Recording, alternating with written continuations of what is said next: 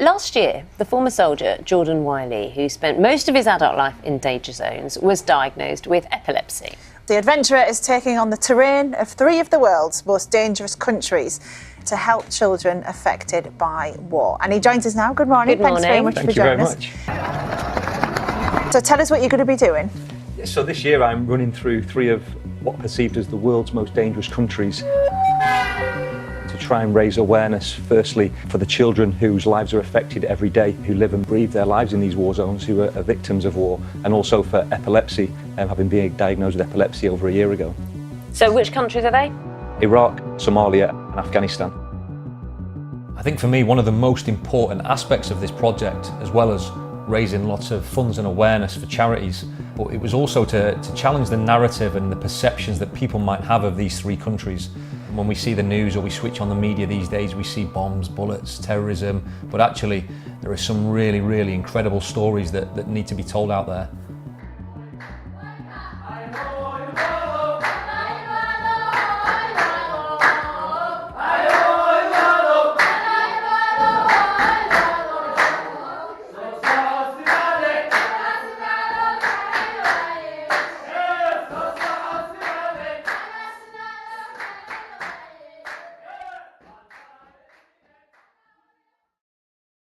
I spent most of my life in conflict zones and hostile environments, and I think certainly when I was in the military as a soldier, one of the things that affects you most is the people you meet, but more so than anything else, the children. It's something that really stays with you, watching the children and how they live their lives, even though they're surrounded by what is often perceived as chaos, it's war, it's horrific in many respects. I chose Iraq, Afghanistan and Somalia because when we started planning the project, they were listed as the 3 most dangerous countries in the world at the time, but also because I'd worked or served in there either as a soldier or in the private sector, and they were countries that I knew relatively well, and they were certainly ones that had had a real impact on my life to date. I think running it's a fascinating thing really, because for me it's not the most exciting thing to do. You know, I'm not one of these people by any means who jumps out of bed and can't wait to go running every day, but what I do appreciate about running is both the physical and the psychological benefits.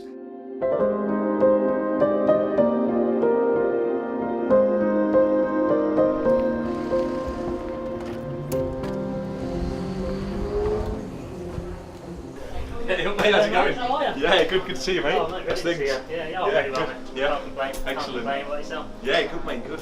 I'm supporting this project, Running Dangerously, in 2018 because I'm a firm believer, as is Jordan, about raising awareness of how a child's life is affected in a war zone. And it's a subject that's very close to my heart, having seen firsthand and felt firsthand the effects of war. I'm sure that the majority of people out there with children would agree that to supply their children with an education is something that is very important.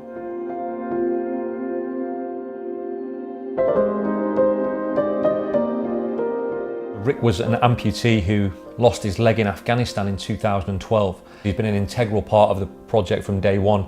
He's been helping raise awareness, raising funds, he's been doing talks in schools and inspiring everyone he meets, including me. I think also it's important to highlight that Rick's story is again another reality of conflict and war.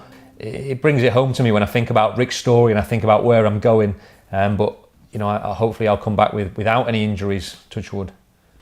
Moment of truth.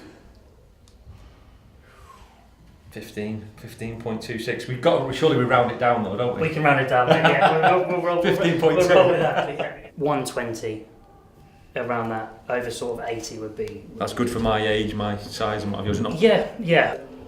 That is slightly high, but not alarmingly high. Okay. So I'm still happy to go and train you. Yeah. So we can take this off now because I'm happy with that. Okay. And we're free to go and train.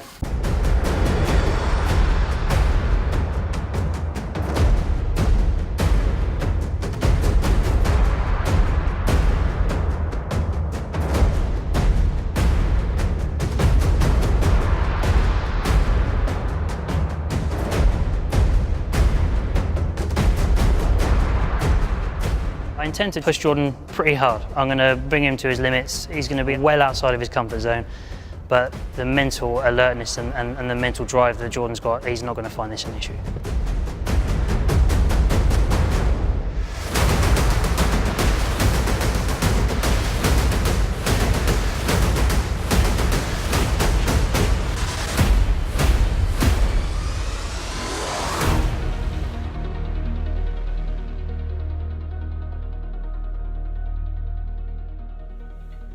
day 2 of running dangerously, the training camp. I did my first training session yesterday with Rick Webb Fitness, and what I'd like to say to Rick is, you might be an amputee, you might only have one leg, but at least you can walk today, because I certainly can't. This might be a lot harder than I thought, this challenge. Well, there are a huge number of children who've been displaced, and I think at the last count, UNICEF estimated that there were some 6 million children around the world that had been affected by war, and of course their focus is entirely on survival, and so education becomes very much secondary to their day-to-day existence.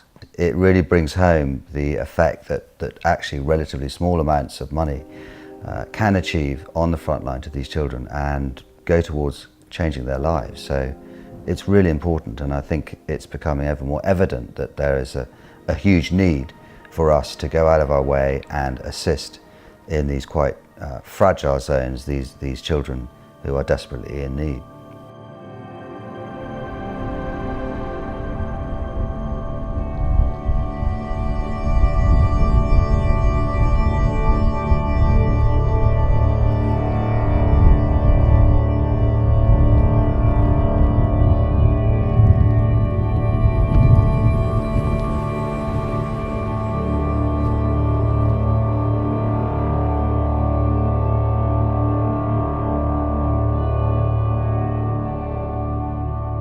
Obviously for me, Chris, I've never done any running in these environments in terms of extreme hot climates, you know, and that's one of my biggest concerns. It's not so much, obviously there's security considerations and things that we'll take care of, but it's actually the climate and the weather that concerns me more than anything, and it'd be good to get some tips or share anything that you want to offer on that sort of perspective. Yeah, I think you've put yourself in the deep end a little bit there. A lot of your heat production comes from your thighs, so you really need to think about making them a priority to reduce heat that's building up. It's not so much the speed, it's actually the amount of time you're in those conditions. So you'll be actually exposed to those conditions a lot longer than I will.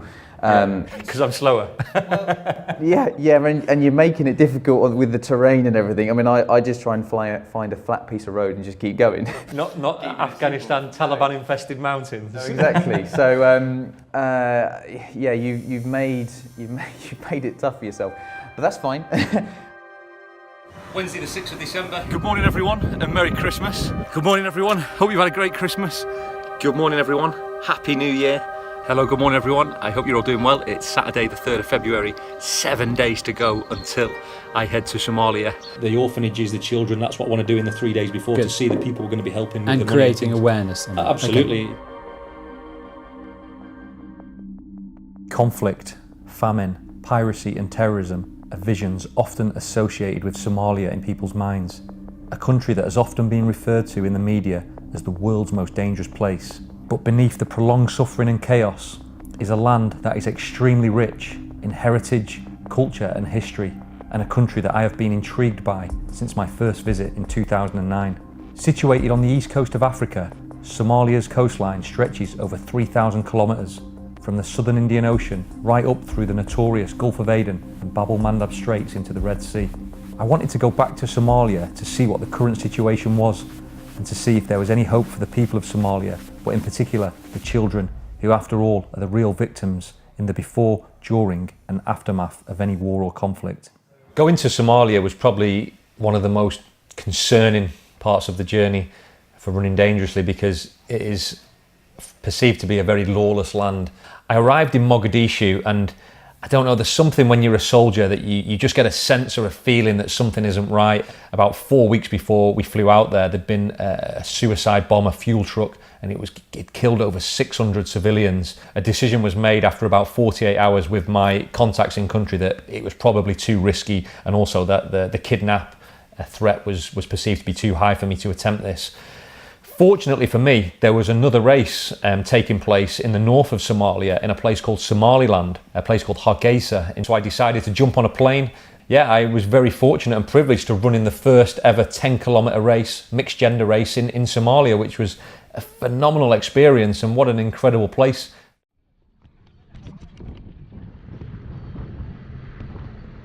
Over 25 years ago, Somaliland declared itself as a separate, independent state from Somalia.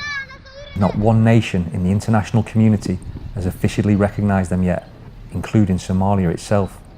During my short trip to Somaliland, I felt I learned one of the most fascinating history lessons I'd ever come across. This was a long way from the Mogadishu I had left behind, but not only in air miles and distance, but also from a social, economic and justice perspective. This is where you change your money. This is money you change it. Yeah. Crazy, isn't it?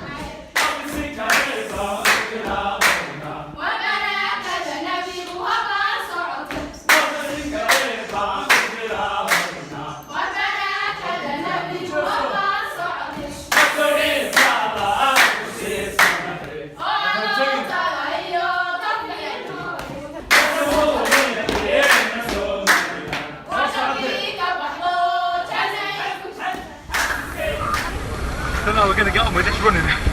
Just for 3 or 4 minutes of football and I'm dying. So we're here at the Ministry of Youth and Sport and we're registering for tomorrow's event, the 10K up in Hargeisa. Really looking forward to it, and as you can see we've got lots of the local community are going to be taking part with us. Can you tell me your names, guys? My name is Ali. Ali? Mustafi? Ali, Mustafi? Rimo? Excellent, and you're all from Hargeisa? Yes, Hargeisa. This is your first time to run the 10,000, 10 kilometre? Yes, first time. Yeah? Are you excited? I make exercise. Yeah? Yes. You've been training? Yes. Good. So do you think you can beat me?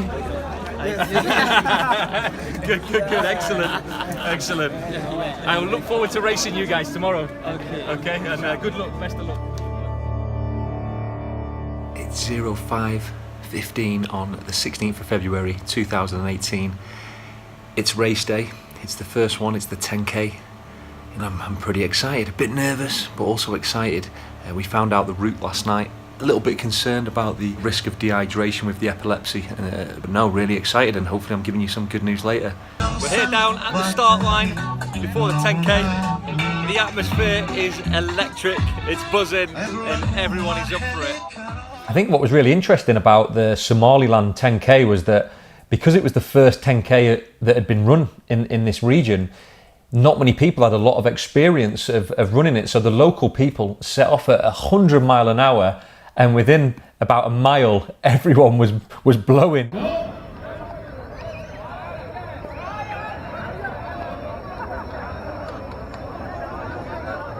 Wait. Go!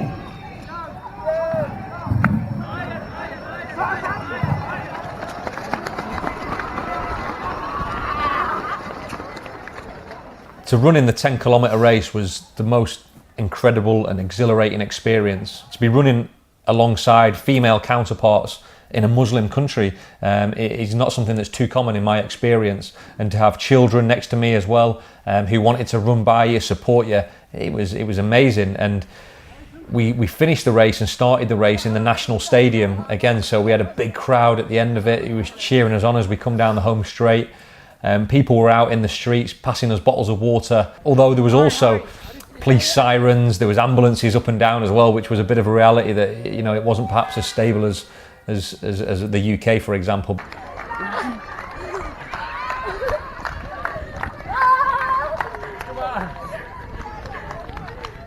I'm gonna catch you. Alu, you enjoying it?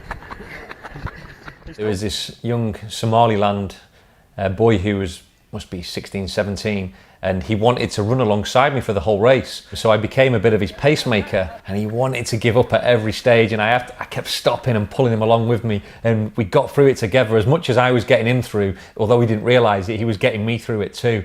He's going to win, he'll win. We're all winners. Somaliland is a winner. Crossing the line in the National Stadium in Hargeisa with a crowd cheering and roaring with all the national flags waving was an incredible experience, and it made every sort of mile of the race worth it just to get to the end, and especially to cross it with a Somaliland local just made it even more special. So incredible experience, and it was great to get up on the podium and collect my medal, which hangs pride of place in my office now. This is my running partner today, Alu, from the local area. He's 18 years old and he did a great job. He's my running partner. Take care of him. Good man, good man, good work. So that's it. Leg one of Running Dangerously complete. We're about to head back to Dubai from Hargeisa, and we're looking forward to Iraq. So I'll see you soon for part 2. Cheers, guys.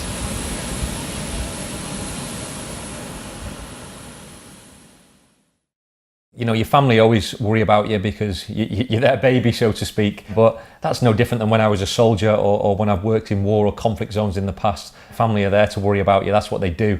For me, they fully support the project. As much as I might give my mum a few sleepless nights, she supports everything I do all the way. I think he's crazy. I think he's totally off his head. However, you know, to do something like that, to put it all on the line for the good of others is fantastic. And I couldn't be more proud than that. You know, it's just a fantastic thing he's doing. I just hope that he gets the backing that it deserves. His mum, she's extremely worried about it. Since being a kid, he's always been an action man. He's always wanted to get on in life, do things. The thing is with Jordan, when he says he's going to do something, he does it. Not by halves, he takes it all the way. And I'm extremely proud. Yep.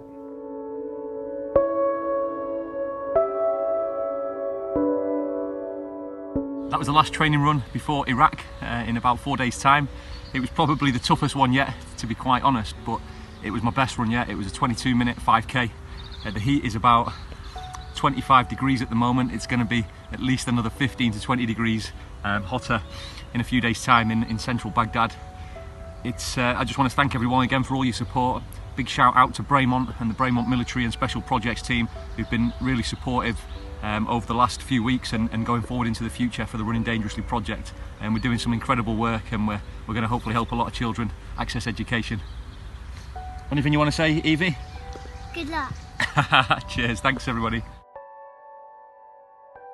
On the lead up to Iraq, there was lots of mixed emotions. I was going to run on the 29th of May, which was 13 years to the day that I lost a former colleague and a good friend, Corporal Alan Brackenbury, in Iraq. So it was a bit of a memorial run as well in many respects. I wanted to fly the flag for Brax, wear his name on my shirt, go and visit the memorial of the fallen soldier in Baghdad. As well as that, there was the security challenges. Iraq was still suffering from the aftermath of the Islamic State or Daesh. And one of the big challenges I faced was that the half marathon in Baghdad was cancelled because of the security threat. So I decided to run in Iraq in a solo effort, so there was no organised race as such, so I had to go there alone. It was what the project was about. It was going back to war and conflict zones, and it was about helping the people that had suffered as a result of these atrocities in many respects. So, you know, lots of emotions.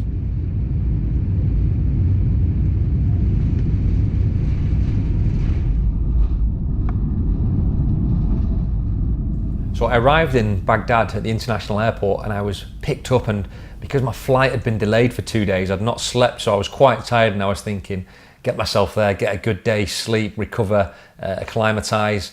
So I landed in Iraq about an hour ago, and I'm now travelling through Baghdad on Route Irish, very famous road in Iraq and in the capital city. It's the main transit route between Baghdad International Airport and the US Embassy and the international zones.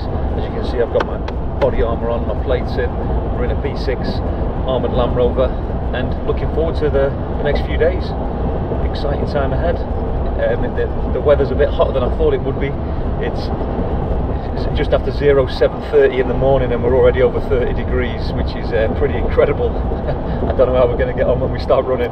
I was told within an hour of arriving at the compound that we were going to be running in the next few hours. As I progressed through the race or the run in Baghdad, I started off quite comfortable. I was cruising along, but the first 3 miles were no problem. But I think it was about 3.5, 4 miles where I just all of a sudden hit this wall, and I thought, I don't even know if I can keep going at this. The heat was just sapped the energy away, and there's so much heat was retained in the tarmac and the concrete. My quads felt like they were on fire for the whole time. You know, it was something that I'd never experienced before. And I got to the water station, poured some on my quads, and it gave me another mile. And I thought that was this tactic that I remember that Chris Thompson had given me. That was probably literally what got me through the Baghdad run, because you know, it was like a flaming inferno on my legs. It was something I'd never experienced before.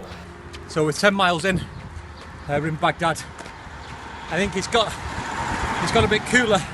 At least it's 39 degrees now. The time is 7:15 in the evening. When we started, it was 44 degrees, which was it was sweltering. It was really, really tough.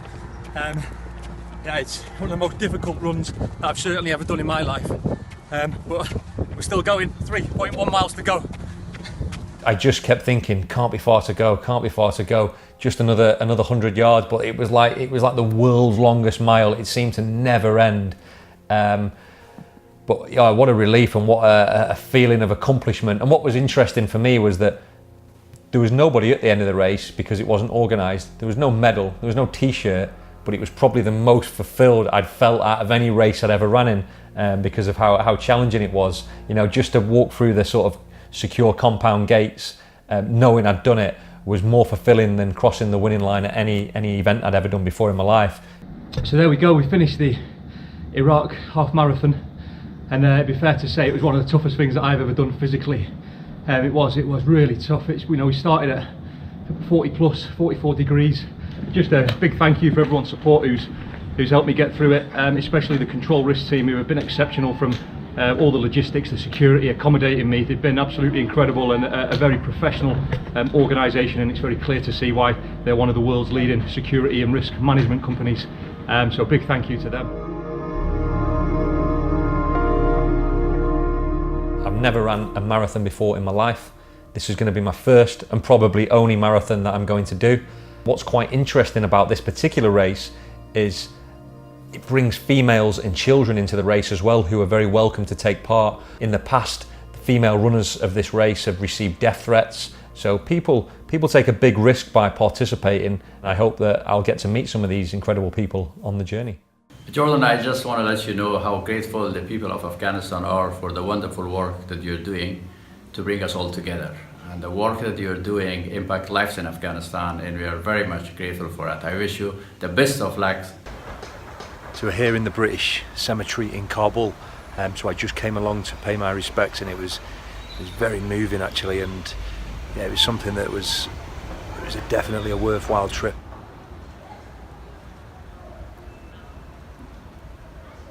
So it's a very early start for us this morning. I've managed to get myself on a United Nations humanitarian flight due to no commercial flights operating from Kabul to Bamiyan because of the security situation. So this is going to be interesting, that's for sure.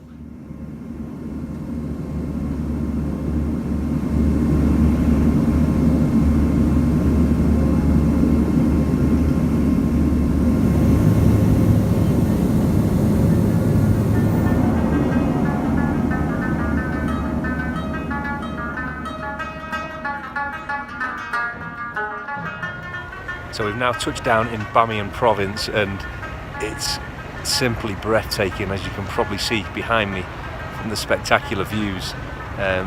Really incredible. What a pleasure and an honour to be here.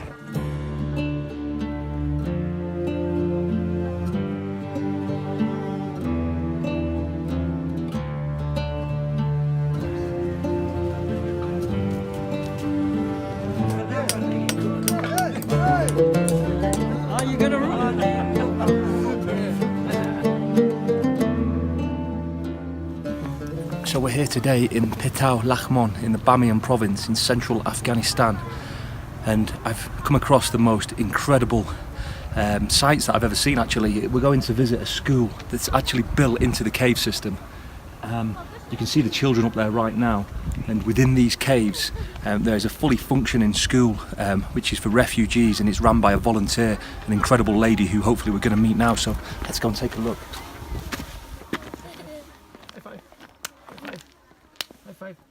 High five. Look.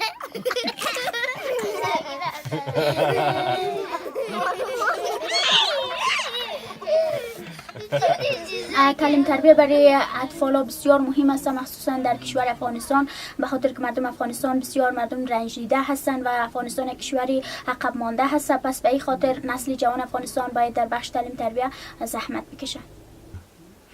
خب آرزو و هدف برای اطفالایی است که اونا درس بخوانه و زحمت بکشه تا یک آینده درخشان داشته باشه و بر مردم خود خدمت کنه. Head, shoulder, knees, toes. Toes. Head, shoulder, knees, toes.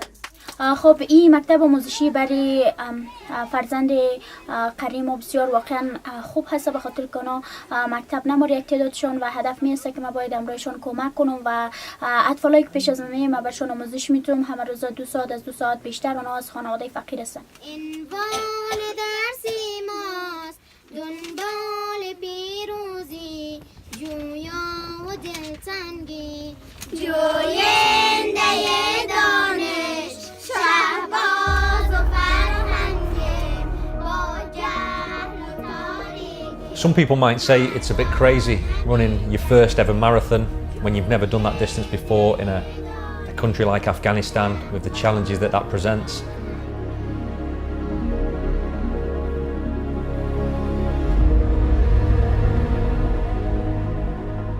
For me, you know, I like to do things that are off the beaten track, that are very different. I like to escape the ordinary.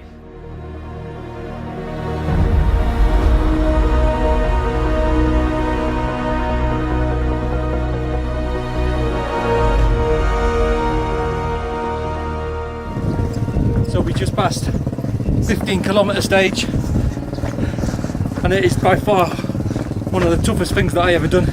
Incredible, it's just hill after hill, mountain after mountain, excruciating pain. I know it's going to be the biggest challenge I've ever done, but that's what Running Dangerously is all about. It's about overcoming challenges, facing your fears and believing in yourself to get to the end.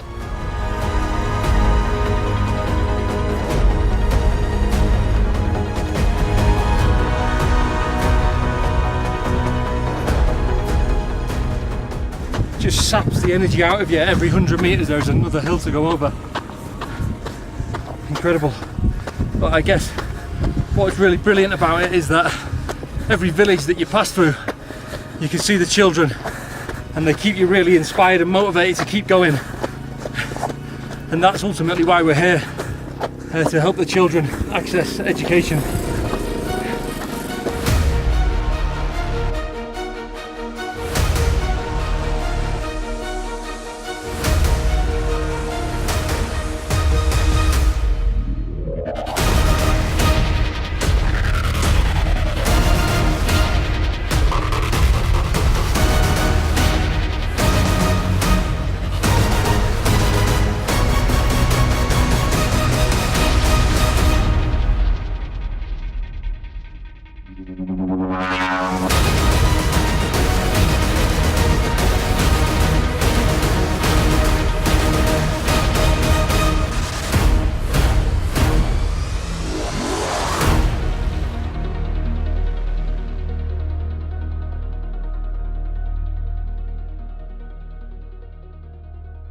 A former British soldier has completed a treble of marathons in the world's most troubled hotspots with a successful run through the hostile terrain of Afghanistan. Jordan Wylie crossed the finishing line in the mountainous regions of Afghanistan at the weekend in just under 7 hours after previously completing runs in Somalia and also in Iraq.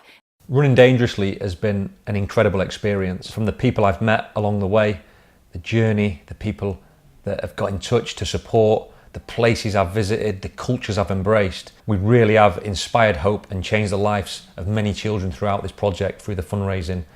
It's really important that if you can make a difference in the world, you should make a difference, especially to those less fortunate than ourselves.